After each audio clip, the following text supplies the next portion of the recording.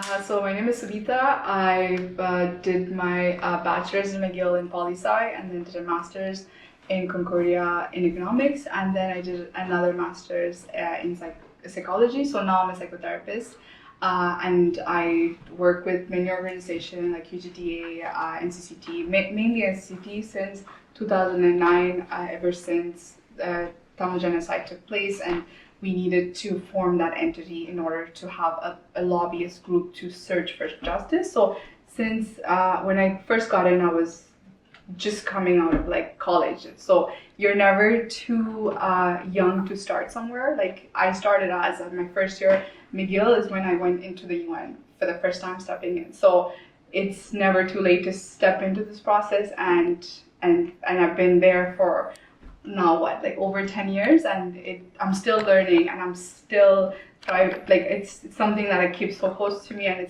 I'm still thriving in it, and yeah, this is why I do what I do.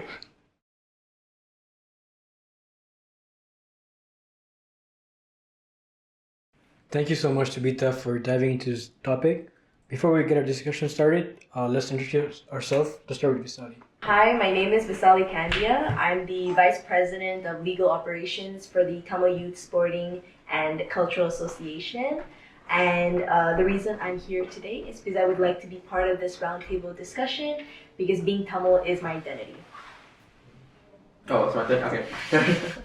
So hi, my name is Adi. I'm 20 years old. I'm the president and founder of TISCA. I'm a first year student in political science in Concordia and Tamil Canadian. Me? Okay. My name is Rushmi. I'm a master's student at the Institut National de Recherche Scientifique. I teach Tamil when I have time, and I'm here because I'm passionate about our realities of being Tamil kids in Montreal. Hi, my name is Akash. I'm 24 years old. I'm currently studying at McGill. I'm also the president of the Tamil McGill Student Association. So that's the student association for all Tamil students. One of the main reasons I do that is because I want to show that our presence in McGill and also give a lot of students opportunities to better grow themselves. Hi, guys. Thanks for being here. Today's roundtable is about May 18, and the goal is to share insight and challenges around this issue. We'll start off with Subitha, our expert witness. Subitha, how would you define Tamil genocide? So the term Tamil genocide refers to the systematic and targeted act of violence and oppression committed against the Tamil population in Sri Lanka, particularly during the civil war from 1956 to 2009. This includes mass killing, enforced disappearance, sexual violence, torture, and forced displacement, right? Especially during the final stages of civil war in 2009, that was the peak of the Tamil genocide itself. So, like for example, in 2022, Canada's Parliament anonymously adopted a motion recognizing May 18 as Tamil Genocide Remembrance Day.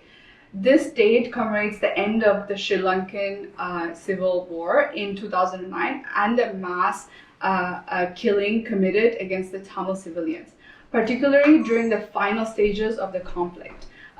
Prime Minister Justin Trudeau included in a statement of 2023 that the acknowledgement that the tragedy of the loss of many thousands of lives of Tamils during this genocide, and also he included the search for justice, right? Because the massacre that took place in Mullivaikkal is a perfect example of how a genocide is conducted, so to speak. So he also emphasized that Canada should continuously advocate for the rights of the victims and the survivors, and to hold accountable the perpetrators. So that itself is how Canada took a stand on an international platform for the Tamil people due to the lobbying that has been done by the Tamil community. And on an international platform, the Permanent People's Tribunal in 2013 concluded that the Sri Lankan government committed genocide against the Tamil people, citing that there's evidence of mass killing, torture, and the condition was their intention was to destroy the Tamil population as a whole or in parts, So that was like even most of that was even like a good example of the international community is pretty much aware of what has happened, but it takes a lot of time for them to come out and say, this is happening, it happened, and we acknowledge it. So that's where we're at. Thank you for sharing your perspective to help us understand where we're coming from even more. Could you tell us a bit about yourself, your background, your career, advocacy work, or education? Yes, so I was born in Sri Lanka actually. I was born in Tamil in Savitchery. So as I was, my mom was in labor, the hospital that she was giving birth at was getting bombed. So that was my story coming into Earth, right? So eventually I was a refugee in Germany. I lived in a refugee camp, and then I came to Canada when I was 9, and then like I was always involved in the Tamil community. I was pretty much raised by the community, so it was always so close to my heart. And one of the things my mom would do is like read the newspapers on a Sunday. She would sit me down and make me read the newspapers and explain me what is happening back home. So I never lose the identity of what was happening in Ulam. And like that came to like, it was something that I always held it close to my heart. And eventually like 2009 happened, and that I think was like the peak of all of it for me, because as the Tamil Genocide was happening, we were in Ottawa, like protesting, yelling, crying, screaming, and the world shut down to us. And like they just like completely, no one spoke up and said, stop this. No one did nothing. The world just watched. If anything, like took like a stand on the wrong side at times, right? Like because it's the government doing it, so it's okay. Like, but it's not. It's never okay to kill innocent lives, right? So I think that was when I decided I wanted to go into poli-sci, and I went to McGill, did my political science, because I wanted to understand the structure of politics, what is international relation is, like foreign policies. Like I wanted, in order for you to like play in this field, you need to understand the rules and regulation of it. So the biggest weapon we have as a Tamil community is the knowledge. So I went and I just did that. I did my poli-sci in McGill, and then I did a master's in economics, because money is also power, right? There's power and then there's money. Like, so I studied what it is to what it is to build an economical structure for Ulam one day, right? And then doing that, I also see what is the point of me building all of this if mentally, like, you're destroyed, right? If you're mentally strong, you could become anything and everything you want. If you control the mind, you control everything. Then I did a master's in psychology. My mom was like, "Are you done with school?" Like she was, but I always had my reasons to why I want to study what I want to study. But my reasons were always towards my people. Like I had to look at the bigger picture, and this is where I was going with it. So that's where I'm at now. So thanks for sharing a bit about your background. It really helped us understand the lens you bring to the space. So I'd love to go a little deeper now. So why does the Tamil Genocide mean so much to you? Because Tamil Genocide is like, it's like, imagine someone telling you, because you're Tamil, you're not allowed to sit on that seat. You're not allowed a space in the parliament. You're not allowed for higher studies. You're not even allowed to live. Forget about all of this. Like, you're not safe. There's no security. Like, that's what Tamil Genocide meant to me. And like, more than that, it's like the trauma that's been transferred over and over and over, right? You want to destroy ethnicity, you create war, you create separation, you create trauma, and that will inflict generations to come, right? Like for me, like, generational trauma or like intergenerational trauma, it's a transmission of emotion, psychological or even physical stress, like that's like response from one generation to another. Like it is often rooted like as a collective experience of violence or oppression, right? So this isn't just like metaphorical, it's actually measurable. Like your DNA switches like when you experience trauma. Like a kid that was like playing one day and all good, a bomb drops, the kid will never play like that in that space again, because the brain switches into a survival mode, right? And like it's like you pretty much take a person's life away, but they're alive, right? But in their mind, they're no longer that person. So we see it in like stress response, attachment style, behavioral patterns. It could literally leave a mark on your biology altogether. And also, like, me being in the field that I am in mental health, right? Like, in the context of the Tamil Genocide, like, many survivors were never given the space to process or heal from what they endured. War, displacement, torture, the loss of certain family members, like, these are all like very traumatic events, but no one ever talked about it. Like, you go through it and then you just come out of it and you just kind of stay like put, and then you go into a whole survival mode where you're going to be like, oh, I have to go to work, I have to serve, like, put food on the table, like, but all this is like still there. Your mind, you can't escape from that, right? Like, I could be doing something, but my mind could be somewhere else, living an episode I lived 10 years ago.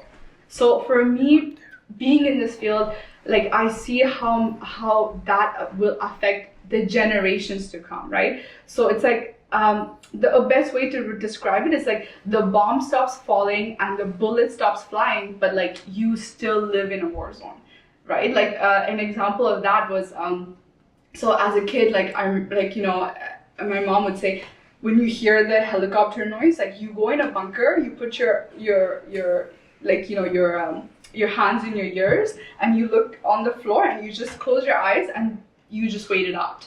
I went to Germany, I was in school, and there was a helicopter that flew by. I started yelling, like, guys, hide. And then I went under, there was like a tree house type of thing they had, and I went underneath the bars, and I just hid, and I was just like, oh my god, like, and I was just like shaking. And the teacher came, like pulled me out and said, why are you here? And I'm like, you have to hide, we're gonna get bombed, right? So like, she took me aside, and that's when they said to my mom, she needs to go to the therapist. My mom was like, therapist?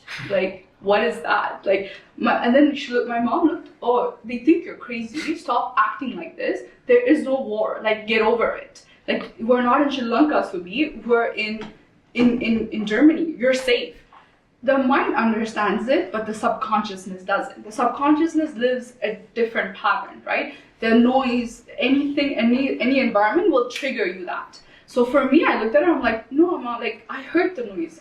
It was the same noise. Like, you told me to, like, I'm supposed to do this. Like, everybody was supposed to do this. I don't understand how they did it. I was so confused, right? For me, what I did was such a normal thing. That is generational trauma too, right? Like, so it's something that, like, we live through, and then we pass down to, right? So even like, whenever I do sports meet, I'm at Teamins Park, like, I'm like helping out, and I see, like, Air Canada fly by, my body stops for a second, and then I'm like, Air Canada, like, and then I move forward, right? But like, no one will notice because I'm walking and I just freeze for a second, and then I keep doing my thing. But every time a flight goes by, I still feel like a shock in my body. And I take flights all the time. Like, I'm never in Canada. Like, I'm always like in another country doing something. I love flying, I love traveling, but it's the noise. It's something flying over me that's like deeply rooted in us, right? So I think that's what it is. This is also called PTSD, right? Like, post-traumatic disorder is like you live certain moments again and again. So I think that's what it is. Like, our generation, like, we never got to like really sit down with our parents and even heal them. Like, like, my dad was an alcoholic. Like, as a kid, I didn't understand why he needed that bottle in order to be okay, and why he was so violent towards us. But now, as a therapist, I could imagine the trauma he'd been through in order for him to need that bottle. But then the abuse that I went through, that affected my brain, right? Like, what it does is that, like, you, as a kid, you long for the love of your parents, and when you receive it in that way, like me, I don't touch alcohol for that reason, but I could have been an alcoholic myself because that's the environment I was structured in, right? So we go in two different patterns. So in that sense, it's like, but it shows in my behavior. Like, I didn't find like physical violence as a problem. Like, when I was in like high school, I would always get into fights, and a guy hitting me wasn't a big deal because my dad used to hit me. So it's like, it's like, I'll hit him back. Like, just now I'm bigger, so it's my peers, I'll fight him. But the whole notion of like the boundaries, like the respect, all this, it was so harder for me to understand. You know, someone that like ignores me was like, oh, it's okay. Like, you know, there was no sense of like, what is love? How should I be treated? What is, what is respect? Like, all this came as I studied it and I grew up, and like, I went to a therapist. Like, one of my partners was like, okay, like, I think you need to see a therapist, because I was telling him like, yeah, my kids, I don't see why we can't like hit them like sometimes when they're misbehaving. Like, look, I was hit and I grew up pretty well. And they're like, no, like, you're not gonna hit a kid. And I'm like, yeah, like few slaps here and there, like it's okay, right? Like, this was me in high school. Like, I was like, you know, and this was me in CJEP. This was me even like few years in my young, like, university years. So it's only when I went into mental health that I understood, like, oh my God, like, you cannot touch a kid. Like, you destroy their environment by doing that, right? Like, you are their safe space. And if you hit them, what you're teaching them is that if their partner one day hits them, they won't know the difference, because the people that supposed to love them hit them. So then they will accept someone else loving them and hitting them, because it will be then normalized, right? So it's like these kind of things, these patterns are generational trauma. Because of the violence they've been through, the trauma that was imposed, they tried to numb it, they became violent, they treat us badly, they talk to us rudely, or like they don't have time for us, they're running, they're trying to like survival mode, they ignore us. All these patterns then leads us to us becoming delinquent, or us becoming ending up in relationships that are very violent, and like not understanding that dynamic. So I think that's what it is for me. I want to change that so that the next generation or the generation to come do not have to face that as their reality.